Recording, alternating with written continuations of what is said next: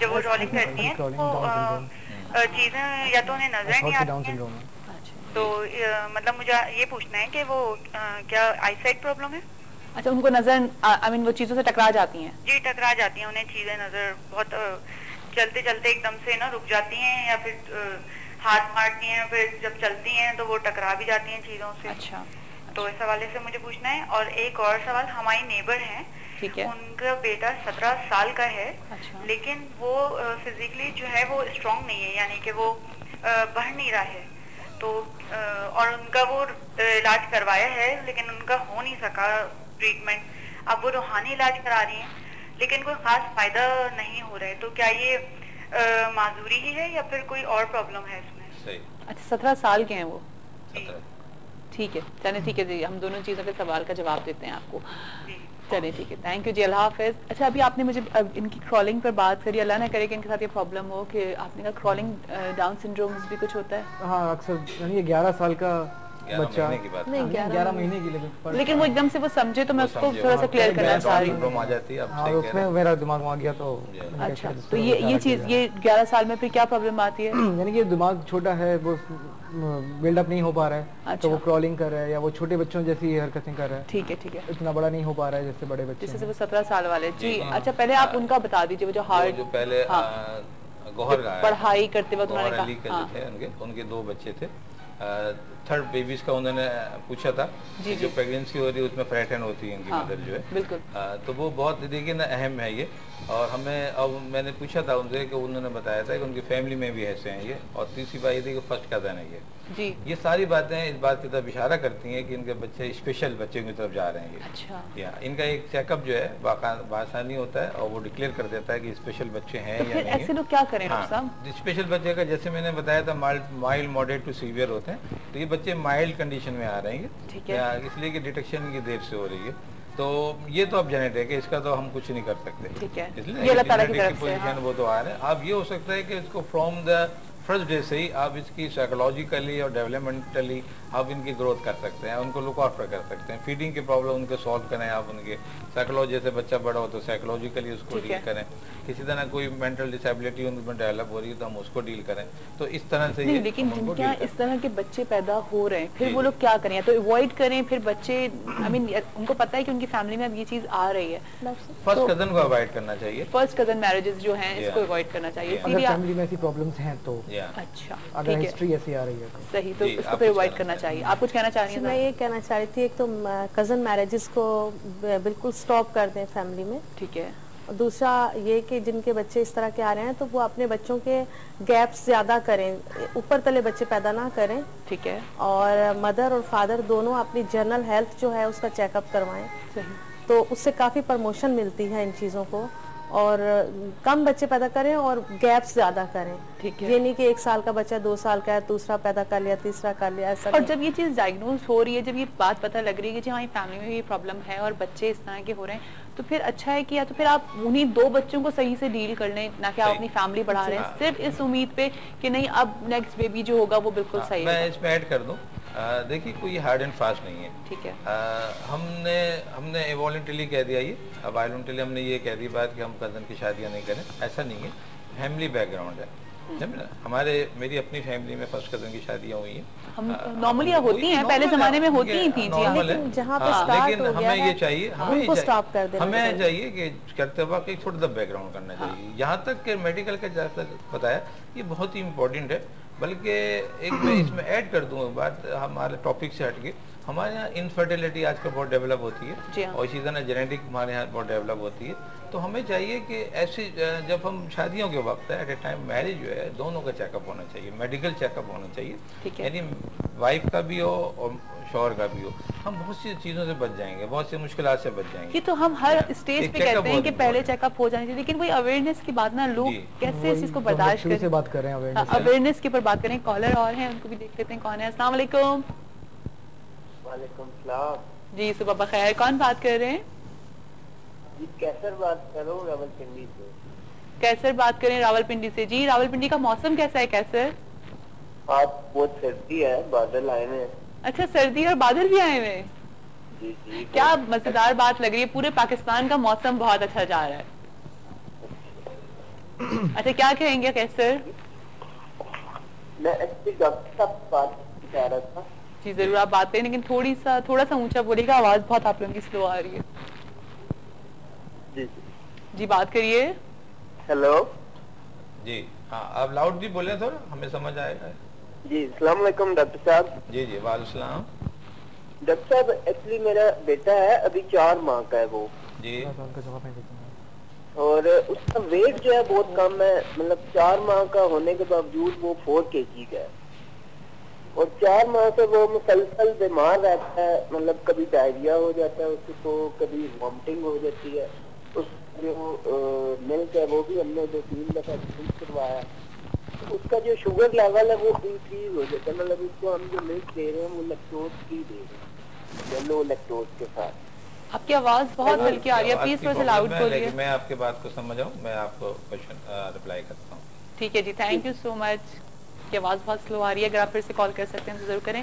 अच्छा डॉक्टर सलमान, आपसे ये चीज़ जरूर पूछूंगी कि अभी इन्होंने हार्ट की प्रॉब्लम के बारे में बात करी कि जिनका 17 साल का बेटा है, पढ़ाई कर रहा है, तो जी उसकी हार्ट बीट 21 साल का बच्चा 21 साल का, हाँ, तो उन्होंने कहा था कि वो हार्ट बीट फास्ट हो रही है, किस वजह से? वो बेसिकली थोड़ी स्ट्रेस आने से, साइकोलॉजिकल प्रॉब्लम होने की वजह से, कभी कभी फैमिली हिस्ट्री अगर स्ट्रॉन्ग है, हार्ट पेशेंट है या ऐसा कुछ प्रॉब्लम आ रहा है, उसकी वजह से टेकिकार्डिया बीच में आता है। अच्छा। और ऐसे वो और भी काफ़ी सिम्टम्स होते हैं। अच्छा। तो इन यही जेनेटली आप मदर को देखें, वो भी ये चीज़ फेस करी होंगी। मेरे पास काफ़ी पेशेंट ऐसे आते हैं। अच्छा। कि वो ऐसी शिकायत कर रहे हैं, फिर मैं उनको एडवाइस करता हूँ मेडिसिन वगैरह। लेकिन अच्छा, वो एक स्पेसिफिक टाइम, यानी कि कोई मीटिंग में जाना है, कोई इनकी प्रेजेंटेशन है, पढ़ाई का मसला है, नेक्स्ट डे एग्जाम है, तो इन दिनों इनको टेंशन होती है, जिसकी वजह से बहुत ज़्यादा हार्ट बीट हो रही है, पल्स बढ़ जाती है। तो ये कि प्रॉपर ये इलाज करवाएं किसी अच्छे डॉक्टर से मुलाकात और लाइक ये कि अभी फर्स्ट स्टेज है, अभी कोई ऐसा कुछ नहीं है। और ये हार्ट से रिलेटेड हो जाती है फिर काइंड ऑफ, ये फैमिली हिस्ट्री स्ट्रांग होने की वजह से ये कभी सामने आती है। अच्छा। तो ये उस वक्त सवाल नहीं किया गया। इसमें मैं ऐड कर दूं एक पॉइंट मेडिकल के पॉइंट ऑफ व्यू से। इसमें देखिए हार्ट डिजीज का बताती है कि कोई जेनेटिक हो रही है तो उसमें आ जाती है, लेकिन इनको हम सिंपली साइनस टेकिकार्डिया कहते हैं। साइनस टेकिकार्डिया ये एक समझ कि मिसनोमी है, यानी कोई डिजीज नहीं है, ये फंक्शनल डिसऑर्डर कहलाता है। अच्छा। तो इसमें हमें परेशानी की बात नहीं, सिर्फ कॉन्फिडेंस डेवलप करने की। ठीक है, आप बताइए कि पढ़ाई के वक्त स्ट्रेस आ जाता है बच्चों के ऊपर, आजकल भी पेपर्स होने वाले हैं, किस तरह से उसको डील करना चाहिए? बच्चे जो कि बहुत एनर्जेटिक एज में होते हैं और बहुत ज़्यादा उनके सेंटिमेंट्स जो होते हैं हाई लेवल में होते हैं, और कोई भी काम करते वक्त उनके जो हार्ट बीट्स हैं ज़्यादा फास्ट हो जाते हैं बनिस्बत हम लोगों के, और उनको इस तरह से डील करना चाहिए कि शुरू से ही अगर उनकी कंडीशन ऐसी हो रही है तो थोड़ी सी काउंसलिंग उनके लिए बहुत इम्पॉर्टेंट है। बेशक वो मदर ही उनको दे कि वो अपने सेंटिमेंट्स को कंट्रोल रखें, और काफ़ी उससे फ़र्क पड़ता है। और जो उनके रिजल्ट्स हैं, क्या वो अपने रिजल्ट्स को फेस करते वक्त भी ऐसा करते हैं, क्योंकि जब कंपटीशन में होते हैं बच्चे तो भी उनकी ये कंडीशन होती है कि मैं ज़्यादा पढ़ लूँ, अगर मैं कुछ कम रह जाएगा तो दूसरा बच्चा मुझसे आगे निकल जाएगा। अच्छा, नहीं, और फिर वो होता ये है हमारे यहाँ की अम्मा मदर्स में भी ये प्रॉब्लम होती है कि हम लोग कंपटीशन बहुत रख देते हैं, उसका बच्चा इतना है तो तुम आगे बढ़ो। अगर किसी घर में स्पेशल चिल्ड्रंस भी हैं तो वो भी कहीं ना कहीं मदर ही कॉन्शियस है कि मेरा बच्चा ऐसा क्यों है, मेरा बच्चा ऐसा क्यों है। उसके पर तो नहीं बता रही है, लेकिन वो अल्लाह ताला से शिकवा कर रही है कि अल्लाह मियां मेरे साथ ही ऐसा क्यों है। वो ये नहीं जानते हम लोग कॉन्फिडेंस डेवलप करने की जरूरत है। बिल्कुल। अगर कोई भी चीज कॉन्फिडेंस में है, और मैं समझता हूँ ये सब चीजें हल हो जाती हैं। ठीक है। और हर एक कोई एक नफ्सियात है, साइकोलॉजी है, कोई भी नई इंसिडेंट होता है तो परेशानी किस तरह से डील करना चाहिए? सबसे पहले तो हमें कभी भी अपने बच्चों के रिजल्ट्स, बेशक वो कितने अच्छे या बुरे हों या मीडियम हो, उनको डिस्कस नहीं करना चाहिए आने वाले मेहमान के साथ, कॉफ़ी पार्टीज़ में या किसी भी पार्टी में। आपको ये शो करके बच्चे का इंट्रोडक्शन नहीं करवाना चाहिए कि मेरे बच्चा जो है इतने % लेता है। हाँ। हमारे अक्सर पेरेंट्स जो हैं उनका सबसे फर्स्ट जो सेंटेंस यही होता है, तो दूसरे पेरेंट्स प्राउड होता है ना? हाँ। जी प्राउड तो होता है, लेकिन आप देखें टॉप 3 तो 3 ही बच्चे होते हैं, या टॉप 10 तो 10 ही बच्चे होते हैं, लेकिन क्लास में तो 25 या 35 बच्चों को आप वो 10 दे रहे हैं कॉम्प्लेक्स के मैं कम नंबर लेकर आया हूँ और ये ज्यादा। तो प्लीज प्लीज प्लीज आप उसको बिल्कुल डिस्कस ना कीजिए। ठीक है। अच्छा, as far as this concern के कंपटीशन मेरी नजर में काफी एक पॉजिटिव इम्पैक्ट भी है। देखो एक हेल्दी कंपटीशन तो है, वो तो मैंने बचपन से कंपटीशन करता आया हूं, जो भी मेरा फ्रेंड मुझसे आगे निकलता था, नेक्स्ट टाइम मेरे दिमाग में था कि मुझे इतना पढ़ना है और मुझे उससे आगे लेकिन अपने आप पे वो जो तारी करना और वो जो हम पेरेंट्स की बात करें, वो जो हर बार टॉन्ट करना, पार्टीज वगैरह में नहीं डिस्कस करना चाहिए, इंट्रोडक्शन के टाइम पे नहीं होना चाहिए। हो सकता है वो जो बच्चा खड़ा है वो पढ़ाई में इतना अच्छा नहीं है तो वो उसी वक्त उसमें कॉम्प्लेक्स में एकदम से कॉम्प्लेक्स का शिकार हो जाता है। अच्छा डॉक्टर साहब, अभी जो एक कॉलर आई थी उन्होंने एक मसला डिस्कस किया था कि उनकी बेटी क्रॉल कर रही है और वो एकदम से उसको कोई चीज नजर नहीं आती है। उज़मा का फोन था, वो पहले भी कर चुकी, इसलिए मुझे मेमोरी थोड़ी बेहतर है। लेकिन एक कॉल आ गई है, एक कॉल आ गई है। अस्सलाम वालेकुम। वालेकुम अस्सलाम, अस्सलाम वालेकुम, सुबह बखैर। अस्सलाम वालेकुम, सुबह बखैर। कौन बात कर रही है? मैं हरीपुर से बोल रही हूँ, नाम आप खुद बताएंगी। हरीपुर से बात करिए। शाजिया? हाँ जी। शाजिया कौन सी? शाजिया दूसरी वाली। कौन सी मतलब? या ये देखो, शाजिया ही नाम पता है, लेकिन मुझे पता है कि आप वो वाली शाजिया नहीं, आप दूसरी वाली शाजिया। शकील बोल रही हूँ हरीपुर से। सॉरी, शाजिया शकील जी। हाँ जी जी, कैसी हैं आप? ठीक ठाक हैं? हरीपुर का मौसम कैसा है ये बताइए। आप सुनाएं, क्या हाल है आपके? मैं बिल्कुल ठीक ठाक हूँ। हरीपुर का मौसम कैसा है? हरीपुर का मौसम ऐसा है कि बादल छाए हुए हैं और मैंने जैकेट पहनी हुई है, मैंने टोपी पहनी हुई है, मैं रज़ाई में बैठी हुई हूँ और सर्दी मनाई जा रही है जनाब, क्या बात है। मुझे बिल्कुल नहीं पसंद, मैं बहुत चिड़ी हुई हूँ आज। मौसम ये नहीं पसंद? मुझे नहीं पसंद बिल्कुल। अच्छा, क्यों भाई? इतना कुछ हर मौसम को एंजॉय किया करो यार। स्वेटर, टोपियां, रज़ाइयां, सब कुछ। गर्मियां अच्छी। देखो मेरी बात सुनो, मैं कहती हूँ हर मौसम को एंजॉय किया करो, गर्मी को भी उसी तरह से एंजॉय करो, सर्दी को भी। हाँ वो तो है, बिल्कुल। हम लोग नाशुक्र है ना, इंसान नाशुक्र होता है। अच्छा, क्या कहोगी शाजिया? और सबसे पहले आपके सवाल का जवाब देना चाहूंगी। जी बताइए। है बड़ा फनी सा क्वेश्चन है बच्चों वाला। और दूसरी बात ये जी, आपने बच्चों, डॉक्टर साहब से भी मैंने बात करी, लेकिन सबसे पहले मैं आपसे बात करूंगी कि आप अगर माइंड ना करें तो। हाँ हाँ बताइए। आप जो है ना, एक तो ड्रेसिंग इस तरह की किया करें जिस तरह की आज आपने की हुई है, ठीक है। और दूसरी बात ये कि आप दुपट्टा जरूर लिया करें। दुपट्टा जो है ना वो औरत की रिस्पेक्ट होती है। हाँ, बहुत अच्छा लगता है दुपट्टा लिया हुआ।